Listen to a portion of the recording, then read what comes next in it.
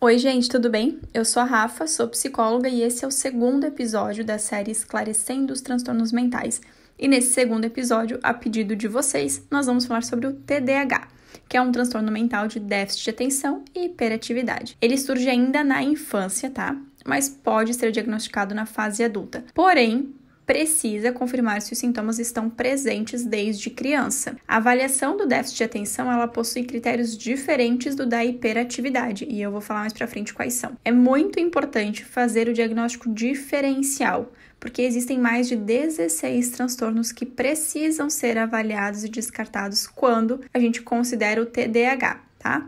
O mais comum de se confundir é com a ansiedade generalizada. O diagnóstico ele é feito a partir de uma avaliação clínica com base nos critérios diagnósticos do DSM. Lembrando que o DSM é o manual, onde tem todos os critérios. Alguns dos sintomas e sinais presentes na vida de quem tem TDAH são. Vou falar aqui para vocês quais são, primeiro, os sinais e sintomas da parte de déficit de atenção, tá? Frequentemente não presta atenção em detalhes ou comete erros por descuido em tarefas escolares, no trabalho ou durante outras atividades. Frequentemente tem dificuldade de manter a atenção em tarefas ou atividades lúdicas, né? Por exemplo, uma conversa, uma leitura prolongada. Frequentemente parece não escutar quando alguém lhe dirige a palavra diretamente. Não segue instruções até o fim e não consegue terminar trabalhos escolares, tarefas ou deveres no local de trabalho, tem dificuldade para organizar tarefas e atividades, evita, não gosta ou reluta em se envolver em tarefas que exijam esforço mental prolongado, frequentemente perde coisas necessárias para as tarefas ou atividades, com frequência facilmente distraído por estímulos externos, com frequência esquecido em relação a atividades cotidianas, certo? Vamos lá sobre os critérios, então, de hiperatividade. Os critérios que eu digo aqui são os sintomas e sinais, tá, gente? Tem outros critérios que a gente vai falar um pouquinho também aqui. De hiperatividade e impulsividade são: frequentemente remexe ou batuca as mãos ou os pés ou se contorce na cadeira, levanta da cadeira em situações em que se espera que permaneça sentado, corre ou sobe nas coisas em situações em que isso é inapropriado. Quando criança, quando a gente fala de adulto, daí se limita às sensações de inquietude, tá? Com frequência é incapaz de brincar ou se envolver em atividades de lazer calmamente, fala demais, deixa escapar uma resposta antes que a pergunta tenha sido concluída ou termina a frase dos outros, né? Tem dificuldade para esperar a sua vez, como, por exemplo, ficar numa fila, interrompe ou se intromete, né, em conversa, jogos ou outras atividades, tá? Vários sintomas da desatenção e da hiperatividade, elas estão presentes antes dos 12 anos de idade, tá? Estão presentes também em 2 ou mais ambientes, ou seja, não basta ser, ele é assim na escola e em casa, nada, quando tá no mercado, nada, quando tá em outro ambiente com amiguinhos, nada, é só na escola, ok, então precisa ser avaliado com um cuidado maior, porque talvez não seja o TDAH, tá? Ele precisa estar presente em pelo menos 2 ambientes ou mais.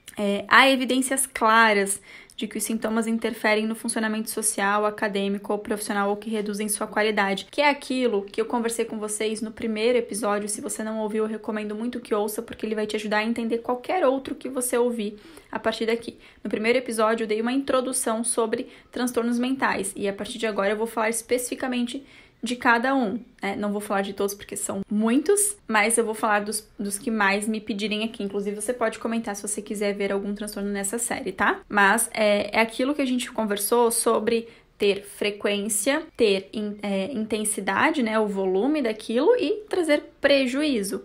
Se não tiver esses 3 critérios atendidos, você já descarta o transtorno. Você pode ter ali os traços, né? Você pode se identificar com algumas questões, você pode estar no espectro, mas não chega a fechar o diagnóstico, tá?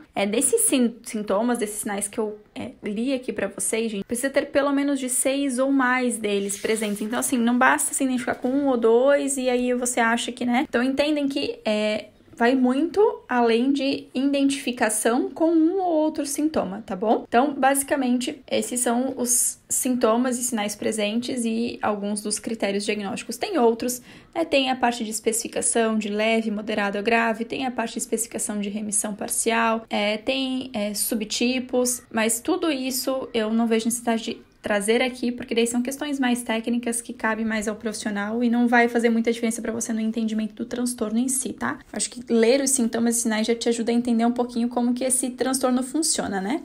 Lembrando, gente, que todo transtorno ele é multifatorial, ou seja, não possui cura, né? O que significa isso? Que não tem uma única causa existente, portanto, não vai ser possível curar, né? Mas é possível remitir os sintomas, que seria melhorar, né, esse prejuízo que o transtorno traz, né? A remissão dos sintomas é você não ter mais os sintomas na sua vida. No caso do TDAH, a gente tem a remissão parcial, tá? Que é parte desses sintomas, a frequência, a intensidade, tudo isso vai ser reduzido, mas você não vai ficar 100% sem conviver com isso, tá? Você vai conviver com algumas questões, mas tudo isso muito mais ajustado e melhorado se você fizer o tratamento correto, certo? Entendido o que é o TDAH e os seus critérios diagnósticos, nós vamos encerrar então falando um pouquinho sobre o tratamento, tá? O tratamento do TDAH, ele é medicamentoso, prescrito por um psiquiatra, precisa sim passar por uma avaliação psiquiatra, tá? Você precisa do medicamento, somado ao acompanhamento psicológico. Então, é um trabalho em conjunto de psiquiatra e psicólogo,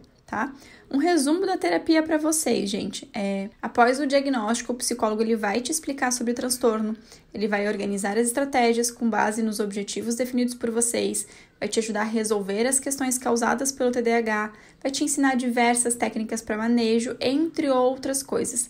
Tudo isso é feito num espaço de acolhimento e sem julgamentos. Muito importante lembrar disso, porque tem muitas pessoas que não vão num psicólogo por medo, por vergonha, né, por não saber como que vai ser. Então, assim, você está num espaço de escuta, né, para alguém que vai te ouvir sem te julgar, que vai te acolher, que tá ali para te ajudar, tá? Não é para você ter vergonha e muito menos medo de como tudo isso vai acontecer, tá? Vocês vão trabalhar juntos, né, todas as áreas da sua vida que são afetadas pelos sintomas, que, como eu expliquei, não aparece só em uma área, tá?